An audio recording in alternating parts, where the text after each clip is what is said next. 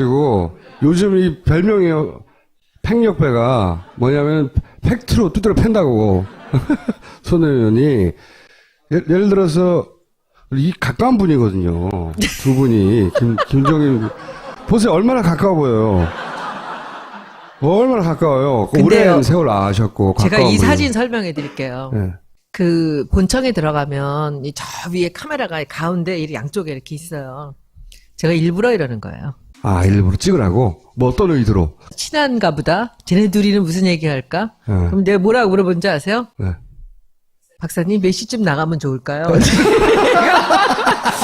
실제 대화 내용은? 네. 그걸 가지고 이제 언론에서는 둘이 굉장히 친밀한 관계로. 근데 사실은 오래 아셨잖아요. 사실은 친해요. 사실은 친한데 처음 이분 오실 때 그 이제 문 대표랑 이제 저랑 이 김종인 대표가 와야만 김종인 박사밖에 이 상황을 해결할 사람이 없다. 네. 막 탈당하고 난리 났을 때예요. 네. 근데 이제 문 대표 당연히 중진들도 그렇게 얘기했고. 네. 네. 그거 뭐 정말 끔찍했어요. 제가 7월부터 있었기 때문에 그 연말의 상황을 잘 알잖아요. 근데 문 대표님 입장에서는 김 대표가 오지 않을 거라는 걸 다 알고 계셨죠. 그러니까 제가 2012년도에 중반에도 제가 두 분을 한번 소개를 한 적이 있었어요. 그 다음에 비대위를 가셨고, 비대위를 가시고도 사실은 선거 직전에도 한 2주 전 정도에 그 캠프에서 팽당하셨어요. 그때 이미. 이미? 예. 대선을 하기도 전에? 진작에? 네. 본인도 알고 있었고요, 팽당한 알고 줄? 계셨어요. 2주 전, 3주 전인가 4주 전쯤에 벌써 태도가 달라진 게 있었는데, 이 김 박사님이 4년 동안을 박근혜 대통령의 가정교사를 했어요, 사실은. 한 달에 한 번씩을 만나서 경제 얘기, 정치 얘기를 해준 거예요. 못 알아듣는 건 뻔히 알 텐데. 그리고 그때 그러니까 그것도 학생이 속은 질문이 거지. 없었대요. 그게 속은 거지. 가족도 없고, 뭐 큰 돈에 욕심 없으니까 부패는 없을 거다. 이런 생각을 하면서 그 얘기를 이제 저한테 가끔 사람 하셨는데, 보는 진짜 없는 거예요. 없는 거지. 네. 4년을 만났는데, 매주, 매달. 그때 이제 이 두 분이 이제 좋지 않은 상태구나 해서 이제 그때 제가 이제 사실 문 대표님하고 한번 만나게 해드려서 이분이 마지막 순간에 우리 손을 들어주면 되지 않을까라는 그런 깜찍한 생각을 제가 했어요. 근데 일주일인가 닷새 남겨놓고 박캠프에서 다시 연락이 온 거예요. 그거 알았겠지. 마지막에. 아니야. 몰랐어. 그거는 전혀 몰랐고, 오케이를 한다고 대답 안 하셨어요. 그때는 내가 그럴 입장이 아니다라고 딱 거절하셨어요. 근데 했는데, 한 닷새인가 남겨놓고, 이제 판세가 안 좋아진 거죠. 그러니까 다시 전화를 해서, 이제 만나자고 해서, 사실은 뭐, 박사님을 어떻게 모시려고 했는데, 뭐 이래가지고 또 거기 넘어가셔서 마지막에 TV까지 나오신 거죠. 그리고 나서, 사람도 보고 기도 얇아야지. 딱 그 대통령의 그 당선이 되고 나서 지금까지 전화가 없대요. 이 바보야, 바보. 바보야. 바보야. 그런데 이제 그러고선 굉장히 많은 상처를 입으셨어요. 제가 그 홍보위원장을 간 다음에 굉장히 걱정을 많이 하셨어요. 손 대표 같은 사람이 그런 판에 들어가서 일하기 힘들 텐데. 가실 때도 들어오실 때도 상의를 했을 거 아닙니까? 저는 가기 전에도 상의했는데, 문 대표, 문재인이라는 사람하고 해서 관계는 알지만, 될 수 있으면 나는 안 갔으면 좋겠다라고 얘기를 정치에 하셨어요. 끼지 마라? 네, 하지 마라. 근데, 제가 그랬어요. 정치라는 게 원해서 가는 것도 아니고, 이게 지금 제가 그냥 볼 수만은 없는 상황인 것 같습니다. 라고 했더니, 본인이 정 가겠다면 할 수 없지만, 그 판에서는 아무도 믿으면 안 된다.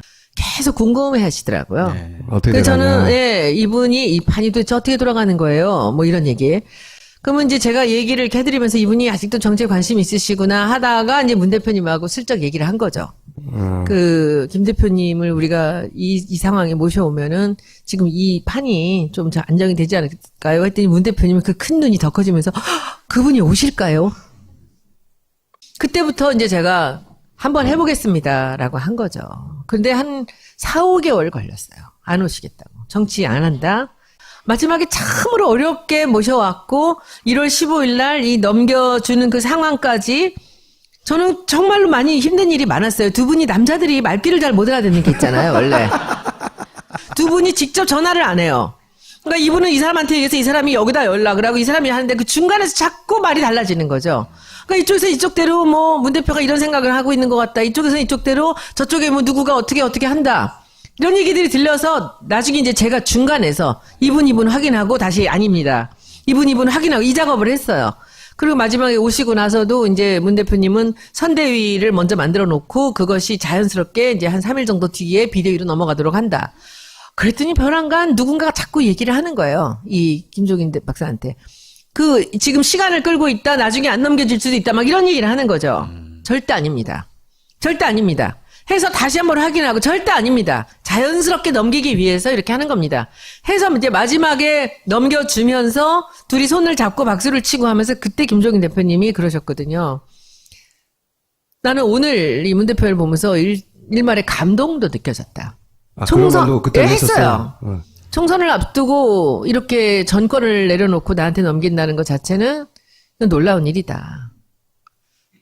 그랬었어요. 거기까지. 자기가 이렇다 했더니 이제 손혜원이 우리끼리 얘기지만 우리 저하고 박사님하고 둘이 얘기하지만 혼자 하신 거 아니지 않습니까? 이건 일단 공개된 거잖아요. 예. 그렇죠. 팩트를 한번 때린 거죠. 왜냐하면 공개적으로 김종인 전 대표가 나는 이런 수모를 참으면서 내가 일당을 잃었다고 하니까 그 전후사정을 다 아는 손혜원이 우리 둘끼리는 알지만 그거 혼자 한 거 아니잖아요. 라고 이제 일단 살짝 때렸어요. 그 문 대표님은 참고 있는데 김종인 박사님 계속 이렇게 문 대표를 일방적으로 공격을 하는데 문 대표님이 그걸 받아서 같이 싸우는 사람이 아니잖아요. 그렇죠. 그 양반이 그렇죠. 문 대표님은요, 지난번에 제가 JTBC에 뭐 얘기해갖고 뭐 노인은 안 바뀐다 뭐 이런 얘기해갖고 한번 난리가 났었지 않습니까? JTBC가 이제 인터뷰 갔는데 이제 얘기하다가 김종인 대표한테 대해서 물어보니까 뭐 노인네들은 안 바뀌어요 원래. 라고 논평했다가 난리가 났죠. 종편만 본다고. 예. 종편만 본다고. 그 노인네 종편만 봐요. 노인네가 뭐 바뀔 리가 있어요? 그때도 저한테는 한마디 안 하셨는데 문 대표가 저한테 전화를 하셔서 너무 심기를 건드리지 마라. 같이 갈 사람인데.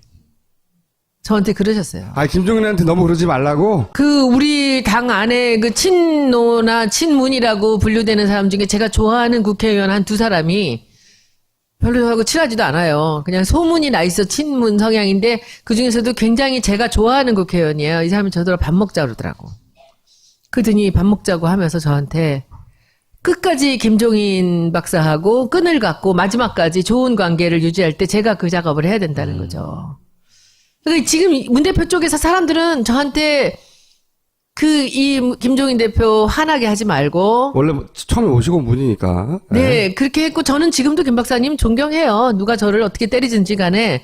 그런데 저는 이분 지금도 이해가 안 되는 게 제가 질문하면 그냥 웃고 대답을 안 하세요. 근데 왜 이분이 이렇게 불신을 하는가. 처음에는 감동까지 했다 그러놓고. 네. 그 얘기도 하셨어요. 여기다가 보면. 왜냐면 김종인 대표가 당도 하나 제대로. 저는 저 글을 보고 되게 열받았어요. 뚜껑이 열린 게. 저런 얘기를 어떻게 해요? 당을 추스리지 못했던 사람이고 당과의 직전까지 몰고 간 게 문 대표냐고요. 나간 사람들이지. 근데 그 사람들이 제가 오늘 여러분들한테 비밀 하나 알려드릴게요. 그때 온갖 일을 다 당했지 않습니까? 바로 옆에 있는 원내대표가 맨날 최고위 때마다 까고. 원내대표 이종걸 원내대표. 그리고는 그런데 안철수 의원을 설득하려고 굉장히 많은 노력을 하셨었어요. 근데 이것도 문 대표님이 얘기하신 게 아니라 어떤 옆에 있는 분이 얘기를 해주셨는데 여러분들 기억나세요? 문 대표께서 안철수 대표 집에 찾아간 거? 네. 찾아갔죠. 찾아가서 뭐 했게요? 초인종을 눌렀죠. 네. 문 열었게요? 안 열었게요? 안 열었죠. 안 열었죠. 주머니에 사퇴한다는 이걸 갖고 갔대요. 프린트해서. 가서 만나면 내가 내려놓을게 네가 해라. 큰일 날 뻔했네. 근데 문을 안 열어줘서 안 주고 왔는데 아무 대안이 없었던 거예요. 이 상황에서. 당도 하나 제대로 추스리지 못했고 당 와해 직전까지. 그 순간에도 안철수 의원 말고 딴 사람들한테는 넘겨주지 않으려고 생각했던 거예요. 그래서 그 중에서 안철수 의원은 그래도 이 중에선 제일 믿을 수 있겠다 해서 내가 당신한테 당대표를 넘겨주고 그러면 사퇴를 하겠다라는 걸 들고 갔는데 문을 안 열어줬는데 결국 지금 안철수 의원도 팽당하게 생겼지 않습니까? 근데 이런 상황에서 김종인이라는 사람 지금 우리 당의 지지자들이 얼마나 김종인 대표를 싫어합니까? 저까지 같이 싫어하죠. 근데 저는 지금도 김종인 대표에 대해서 저는 끈이 있어요. 저는 이분에 대해서 제가 그랬어요. 김종인 대표한테 마지막 순간까지 김 대표를 다 버리고 다 떠나더라도 그 옆에 마지막 남아있을 게 저하고 주진영만 남아있을 겁니다. 네, 청문회 때 화제가 됐던 주진영 씨. 주 박사도 사실 뭘 바라고 들어온 건 아니었죠. 그런데 실제로 저는 비례대표 줄 줄 알았어요. 얘기가 있었죠. 근데 안 하더라고요. 근데 그런 안 취식으로 줬다면 김종인 대표가 안 줬다는 안 준 거예요? 거죠. 김종인 대표가 데려오지 않았나요? 처음에? 데려왔죠. 왜 그랬죠? 그 친구가 그 호불호가 좀 있습니다. 실력은 있는데 성격이 강하니까. 강하죠. 네. 그러니까 이제 좀 그 피해 입는 사람들도 있고 그렇다고 하지만 뭐 항상 그런 악역을 대기업에서 맡겼기 때문에 구조조정해야 되는데 항상 이제 칼잡이 시키고 했죠. 그런데 뭐 이번에 청문회에서 보셨지만 그 친구는 하고 싶은 말 다 하는 친구예요. 실력 있고.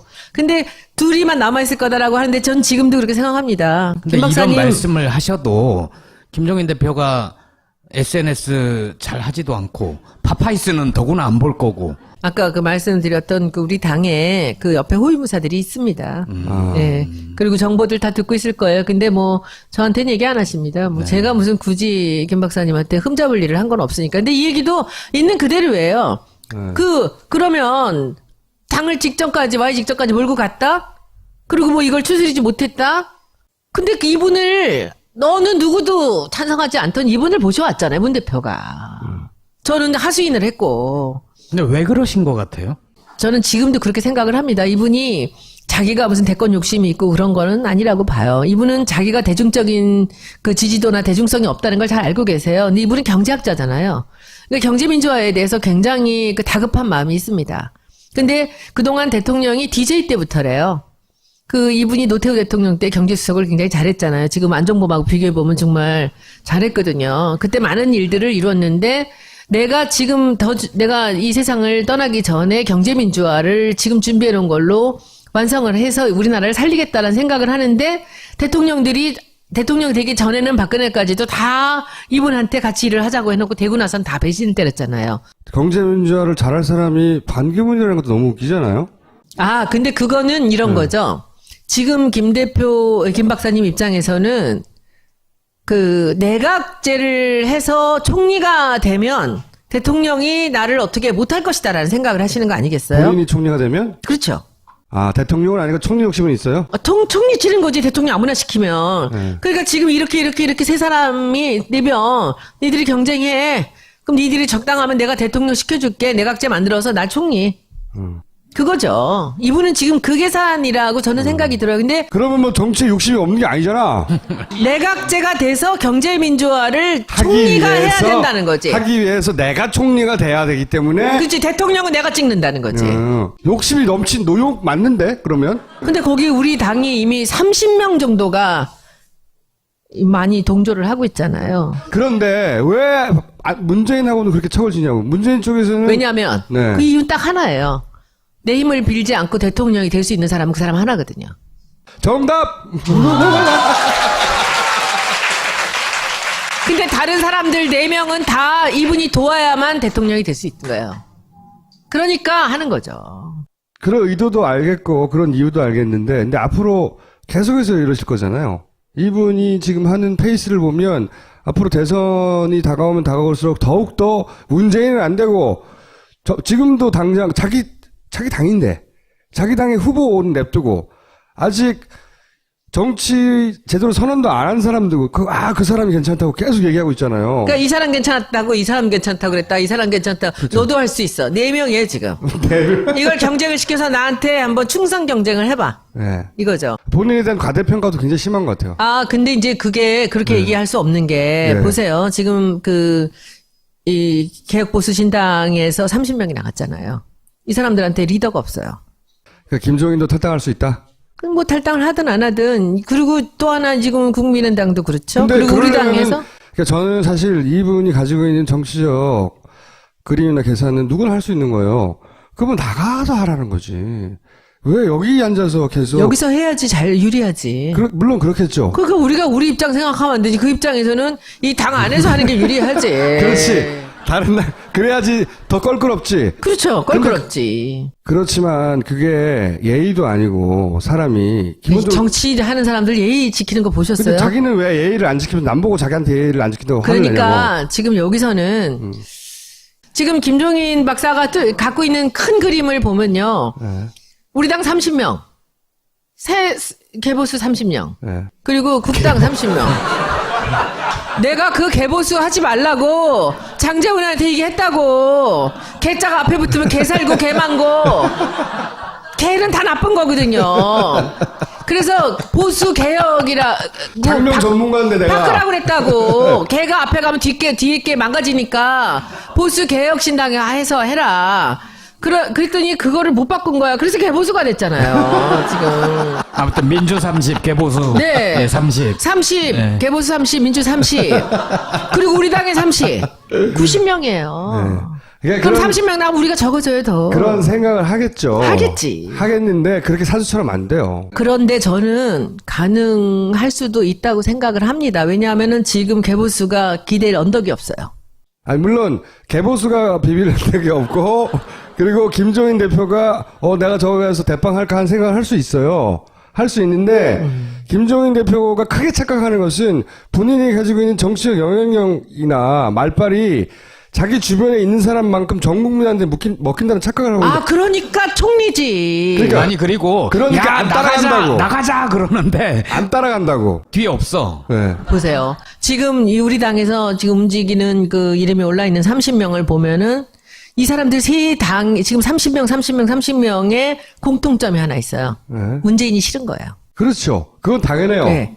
이럴 때 항상 이 당이 흔들렸거든요. 우리 당이. 네. 근데 우리 당이 지금 40%란 말이야. 제가 말씀드리고 싶은 게 그건데 저항력이 약해졌을 때 활동을 하거든요. 그분들이 군요. 그렇지.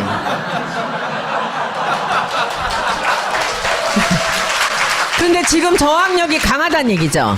그러니까 지금 지금 추 대표가 강단이 있어요. 추미애 대표가 이 박지원 대표의 천적이거든요.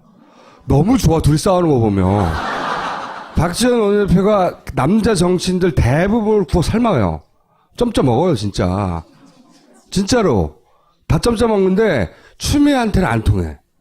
그래서 그렇게 추미애를 싫어해요. 왜냐하면 예. DJ하고 얘기에서도 추미애 대표가 밀릴 게 없거든요. 저는 추미애 대표랑 지난번에 그 워크숍 갔다 무등산을 같이 밤에 올라갔어요.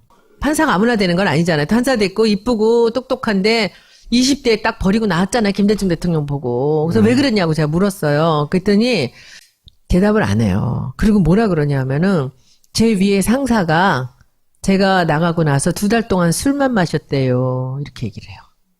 그 상사가 너무 이뻐한 거야, 다들. 박지원 대표가 아무리 DJ를 팔아도 김홍걸 위원장이 뭐라고 얘기하면은 아버지 얘기니까 하듯이 대행하죠. 추미애 대표는 정말 그 적자 중에 적자거든요. DJ한테는. 그러니까 뭐라고 꿀릴 게 없어. 이 사람은 굉장히 뭐랄까 열등감이 없는 사람이에요. 그분의 단점도 있어요. 단점도 있는데 지금 탄핵 정을 되돌아보시면 몇 번 욕먹었잖아요. 크게.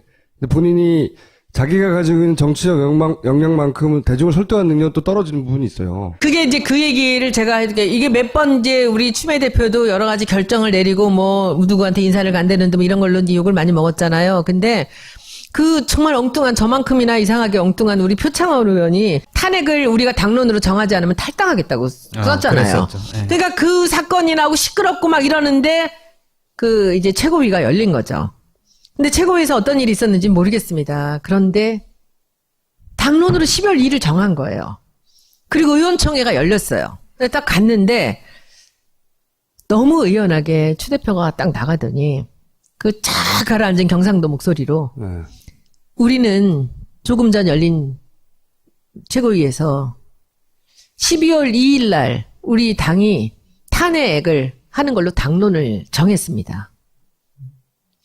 하실 말씀이 있으시면 해주십시오. 딱 들어가는 거예요. 그 정적이 흐르는데 보통 때는 막 의원총회 하면 서로 얘기하겠다고 난리거든요. 아무도 한마디도 안 하는 거야. 조용히. 제가 국회의원 되고 처음으로 손들었어요. 그렇게 되고 처음으로. 처음으로. 네. 제가 당에 들어온 이후로 최고의 결정을 하신 것 같습니다. 여러분들은 지금은 두려울지 모르나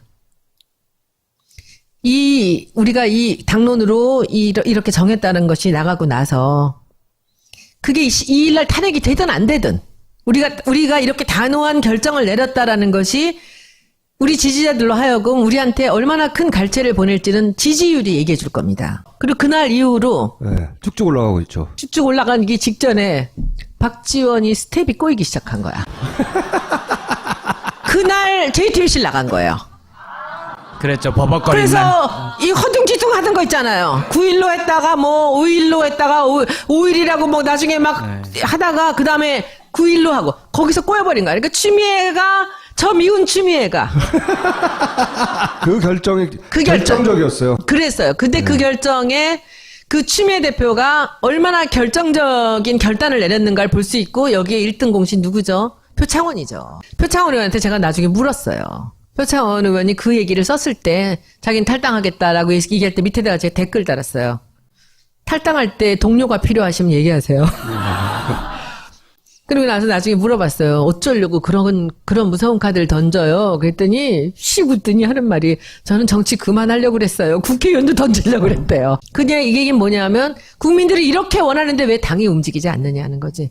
근데 그날 이후로 우리 당이 자신감을 찾았어요. 그래서 30 안 나간다고요. 그래서 30, 90배 안 돼. 그래서 저는 이제 여러분들한테 부탁할 거는 특히 이렇게 총수님이나 이제 이런 분들한테 부탁할 거는 이 상대가 그렇게 잔수로 이렇게 이리 치고 저리 치고 찌르고 들어올 때는 맷집이 강해서 그냥 아무렇지도 않게 넘기던지 아니면은 그냥 같이 찔러야죠. 근데 지금 같은 이런 상황에도 제가 오죽하면 제가 나섰겠습니까? 가만히 있어요. 그러면 이럴 때 이제 제가 추 대표 같은 분이 이제 해야죠. 계속 이렇게 해당 행위 하시면 안 되지요. 라는 말을 그냥 최고위에서 한번 해야지. 다른 사람이 그렇게 해당 행위 하는 그런 얘기를 뭐, 이 당의 후보가 되는 누구든지 간에 그렇게 그 폄하를 하고 그렇게 직설적으로 그렇게 비방을 하면 그게 있을 수 있는 일입니까? 말도 안 되죠. 네. 왜 이분이 얘기할 때는 가만히 있냐고요. 우리 당도 가만히 있고 언론은 다 싸움하는 걸 좋아해요. 언론은 뭐든지 싸워야 좋아해요.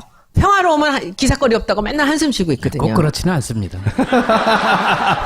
기자셨구나. 깜빡했어요. 김종인 대표가 자꾸 이러는데 손혜원 의원이 그 한계점을 넘어갈 때 끝장나겠네요. 아니, 저는 이런 거예요. 만약에 저는 김 대표님이 개헌 얘기할 수 있고 내각제 얘기 다 맞는 얘기일 수도 있습니다. 그러나 문재인을 밟고 올라가려고는 하지 말란 얘기예요. 그쵸?